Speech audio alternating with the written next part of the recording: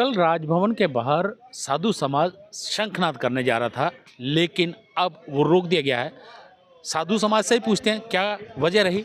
Sir, शंखनाद करने जा रहे थे, अब क्या रोक दिया गया है? देखिए, रोका नहीं है। माननीय डीकाम साहब रमेश कुमार जी ने सारे संत समाज को बुलाया था और बुलाने के बाद संत समाज की मांगे वहाँ पर सुनी है।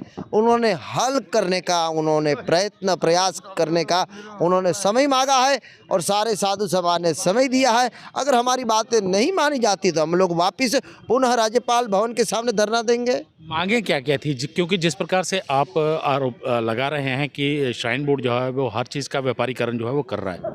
देखिए, आपने देखा 1100 रुपया लेते थे अटका आरती का, अभी 5100 रुपया कर दिया। बाण गंगा को समाप्त कर दिया। वहाँ श्राइन बोर्ड ने घोड़ा खच्चर पिट्ठू बांधना शुरू करवा दिए। वहाँ पर सारा गंद रहे, घोड़ा खच्चर पिट्ठू का उसमें जाने लगा। अर्धकुंवारी का मंदिर साइड कर दिया। वहीं बाहर से आप गाड़ी लेके नए रास्ते से निकल गए। आप देवामय का मंदिर बंद कर दिया, जैसे हमारे माननीय महंत राजेश गिर जी ने कल भी कहा था। और आप चरण पादुका मंदिर के अंदर आप देखते हैं कि वहाँ कोई आपका श्राइन बोर्ड नहीं लिखा। पहला दर्शन, जो पहला दर्शन कोल कंडोली था, वहाँ कोई नाम ही नहीं।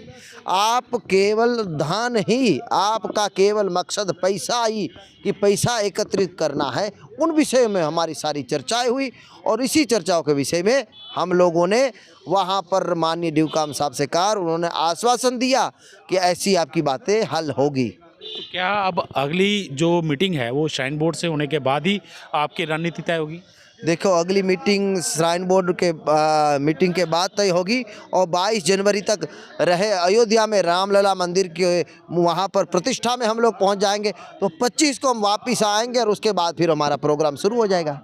कहीं ना कहीं जिस प्रकार से श्री माता वैष्णो देवी श्राइन बोर्ड जो है वो हर एक चीज़ का व्यापारीकरण कर रहा है और ख़ास तौर पर अर्धकुंवारी जो है उसको भी एक साइड में कहा जाए तो वहाँ से बैटरी कार के ज़रिए जहाँ और अन्य रास्ते जो हैं वो निकाले जा रहे हैं। तो जो पारंपरिक यात्रा थी वो कहीं ना कहीं बंद हो रही है। देवा माई की बात करें या फिर पहला दर्शन कोल कंडोली कहा जाता था, उसको भी श्राइन बोर्ड जो है वो अपनी देख रेख में नहीं ले रहा है। इन्हीं सब मुद्दों को लेकर जो है कल शंखनाद किया जाना था, लेकिन आज डीकाम रमेश कुमार ने इनको बुलाया था और आश्वासन दिया है कि श्राइन बोर्ड के साथ बैठकर ये सारी चर्चा की जाएगी और उसी के बाद इस चीज़ का हल निकाला जाएगा। वीडियो जर्नलिस्ट मनीष शर्मा के साथ Ravindra Srivastava, Indian Tribune News, Jammu.